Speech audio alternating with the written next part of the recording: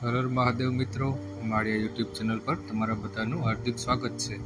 મિત્રો, આજે મારા ગામથી દૂર એક ગામમાંથી કોલ આવ્યો હતો કે ત્યાં એક વાડો છે, તેની અંદર ખૂબ મોટો એક સાપ જોવા મળ્યો છે. તો હું ત્યાં ગયો અને જોયું તો ત્યાં ઇન્ડિયન રોક પાયથન, જેને આપણા લોકો અહીંયા અજગરના નામથી ઓળખીએ છીએ. મિત્રો, આ જે સાપ છે તે મુખ્યત્વે નિશાચર સાપ છે. તેને શાંત જગ્યાઓ કે જ્યાં અવર જવર ન હોય તે પસંદ છે. ખૂબ ધીમી ગતિએ સીધી લીટીમાં હાલે છે. આપણે ત્યાં મળી આવતા બધા સાપમાં અજગર છે એ સૌથી લાંબુ આયુષ્ય ધરાવે છે. આ સાપ ખડકાળ પ્રદેશોમાં, નદી નાળા, તળાવ કિનારે જોવા મળે છે.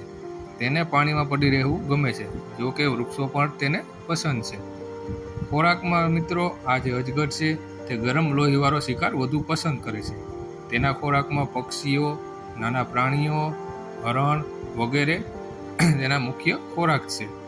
મિત્રો, માદા અજગર હોય છે તે 8થી માંડીને 70 સુધી ઈંડા મૂકે છે.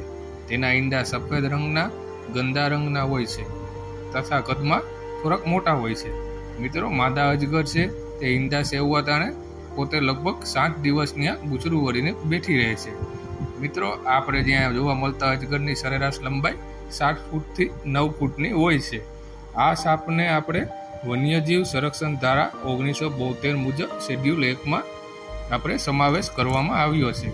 એટલે આ સાપને આપણે મારશું તો આપણને બિનજામીનપાત્ર ગુનો લાગ ઉપાડે છે.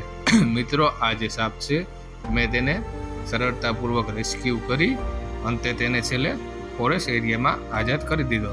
મિત્રો, આ જે સાપ છે તે તદ્દન બિનઝેરી સાપ છે, માટે તેમાં કોઈ પણ પ્રકારનું પોઈઝન રહેતું નથી. એટલે આ સાપ ક્યાંય પણ જોવા મળે તો કોઈ વાઇલ્ડલાઇફ વર્કર છે, ફોરેસ્ટ ડિપાર્ટમેન્ટ છે અથવા તો સ્નેક રેસ્ક્યુઅર છે તેનો કોન્ટેક્ટ કરવો. ધન્યવાદ મિત્રો. મારી આ યુટ્યુબ ચેનલને લાઈક કરો, શેર કરો અને સબસ્ક્રાઈબ કરો.